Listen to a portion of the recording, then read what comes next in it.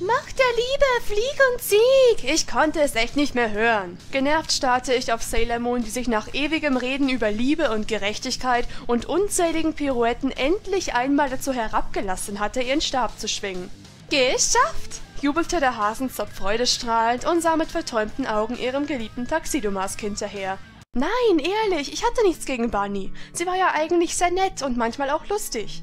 Nur nervte es mich extrem, dass sie uns Inner Senshi, vor allem mich, immer in den Schatten stellen musste. Ich meine, wir waren doch alle Sailor-Krieger. Warum sollte Sailor Moon da mehr Aufmerksamkeit bekommen als wir anderen? Aber so war es nun einmal. Eigentlich war ich ja diejenige gewesen, die den Dämon entdeckt hatte, und es war auch nicht so, als hätte ich mehrere Feuerherzenketten auf ihn abgefeuert, nur hatten diese wie immer absolut keine Wirkung gehabt.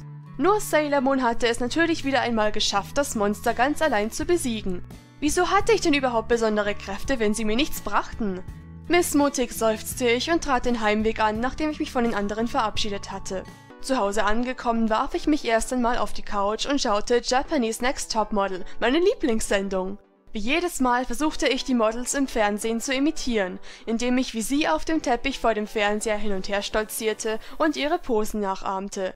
Doch wie so oft rutschte ich aus und flog völlig unelegant auf die Schnauze. Jammernd stand ich wieder auf und sah den Rest der Sendung auf der Couch an. Danach legte ich meine heißgeliebte Karaoke-CD ein und begann lauthals zu singen. Ein zukünftiger Popstar muss schließlich üben. Als ich beim 6. Lied war, klingelte es an der Tür. Wer konnte das sein? Vielleicht ein heimlicher Verehrer? Schnell drückte ich bei meinem CD-Player auf Pause, lief neugierig zur Haustür und öffnete sie. Es war der Typ vom Apartment neben mir. Igitt, so jemand war mein heimlicher Verehrer? Dann konnte ich ja gleich einpacken. »Ja, was gibt es?« fragte ich mit niedlicher Stimme. Sie sind Fräulein Aino, richtig?« »Ja?« Ich habe eben aus Ihrer Wohnung seltsame Geräusche gehört und wollte fragen, ob bei Ihnen alles in Ordnung ist.« »Was für Geräusche denn?« »Naja, es klang, als würde jemand schreien.« Ich stutzte und fragte mich, was er meinte. Doch dann fiel es mir wie Schuppen von den Augen und ich musste mich zusammenreißen, um nicht loszubrüllen. »Da müssen Sie sich verhört haben. Es ist alles in bester Ordnung. Danke, dass Sie vorbeigeschaut haben. Auf Wiedersehen.« Und mit diesen Worten machte ich ihm die Tür vor der Nase zu, ging in mein Zimmer und begann gleich darauf loszuschimpfen. »Was bildet der sich eigentlich ein? Der kann doch nicht einfach... meinen Gesang als Geschrei zu bezeichnen, also wirklich. Gar keine Manieren. So ein unfreundlicher. Mit dem wäre ich eh nie ausgegangen. Was gehen denn die Angelegenheiten anderer Leute an, wenn sich der hier noch einmal blicken lässt, dieser...« Und so ging das Ganze etwa 10 Minuten lang. Dann war meine Wut verraucht und ich ließ mich erschöpft auf mein Bett fallen. Irgendwie sehnte ich mich in diesem Moment nach dem weichen Fell meines Katers. Doch Artemis war gerade mit Luna unterwegs und würde erst in ein paar Stunden wiederkommen. Geräuschlos kullerte mir eine kleine Träne über die Wange. Ja, ich konnte nicht singen, ich konnte nicht modeln, höchstens ein bisschen schauspielern konnte ich, aber das war egal. Ich konnte gar nichts, mein Leben war nichts wert, niemand mochte mich. Innerhalb kürzester Zeit war es mir gelungen, mich dermaßen psychisch fertig zu machen, dass ich völlig am Ende war und laut zu schluchzen begann. Nach einiger Zeit klingelte es wieder an der Tür. Wütend rannte ich in den Flur zum Eingang, riss die Tür auf und brüllte mit erschöpfter Stimme und verheultem Gesicht: »Es ist alles in Ordnung, lassen Sie mich in Ruhe!« Gerade wollte ich die Tür zuschlagen, als ich das verdattete Gesicht des Paketlieferanten sah. Ich wollte Ihnen eigentlich nur ein Paket vorbeibringen. Es tut mir leid, wenn ich Sie gestört habe. Würden Sie bitte trotzdem unterschreiben? Ich wollte am liebsten im Boden versinken.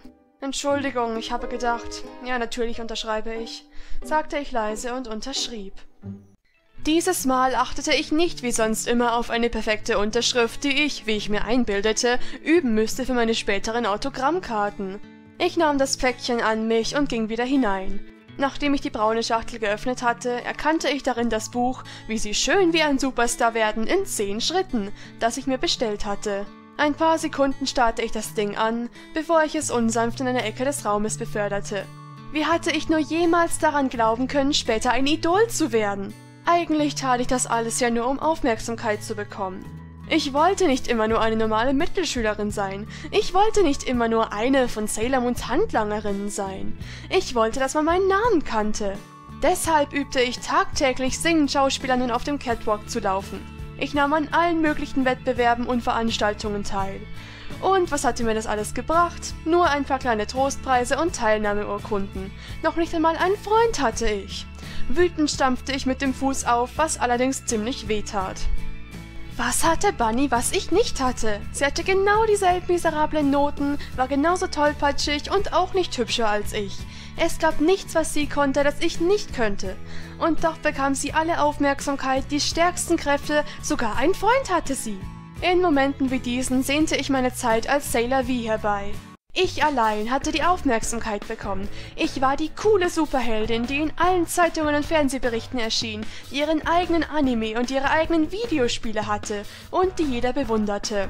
Bis Sailor Moon kam und ich in die Gruppe der Sailor-Krieger zwangsintegriert worden war. Okay, so schlimm war es jetzt doch nicht gewesen, jedoch bemitleidete ich mich selbst gerade trotzdem sehr. Niedergeschlagen schlurfte ich nach draußen und ging die Treppe meines Wohnhauses hinunter. Ich wollte zu Artemis, ich brauchte ihn jetzt.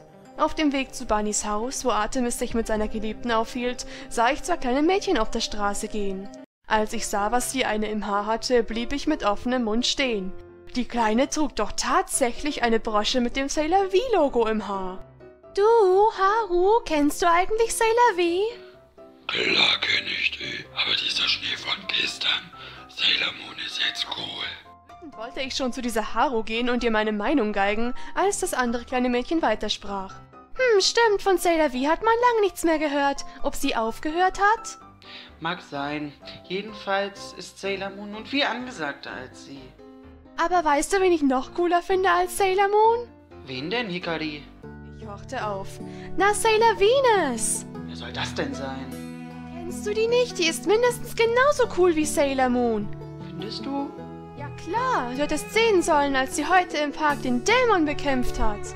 Lächelnd drehte ich mich um und machte mich wieder auf den Weg nach Hause. Artemis brauchte ich nun nicht mehr. Denn ich wusste nun, Sailor V war Vergangenheit. Ich war nun Sailor Venus, Kämpferin für Liebe und Gerechtigkeit und treue Verbündete von Sailor Moon, Sailor Mercury, Sailor Mars und Sailor Jupiter. Und solange es auch nur ein kleines Mädchen gab, das Sailor Venus mochte, würde ich weitermachen. Denn in gewisser Weise war ich ja schon ein Idol. Die Leute wussten halt nur nicht, wer Sailor Venus in Wirklichkeit... Von einem lauten Knall wurde ich aus den Gedanken gerissen. Aus irgendwelchen unerfindlichen Gründen lag ich am Boden und mein Bein schmerzte. Als ich aufsah, wusste ich auch warum. Oh nein, ich war mitten in einen total gut aussehenden Typen gelaufen und hatte ihn umgerannt. Oh nein, geht es dir gut? Tut mir leid, da habe ich wohl nicht aufgepasst, meinte er besorgt und half mir auf. Nein, das war meine Schuld, Verzeihung, danke fürs Hochhelfen, flötete ich. Darf ich dich zur Entschädigung auf ein Eis einladen? Gerne. Bingo! Die Liebe ist schnell, wie man so schön sagt. Oder, wie hieß das noch? Ah ja, la vie est belle, wie die Engländer sagen.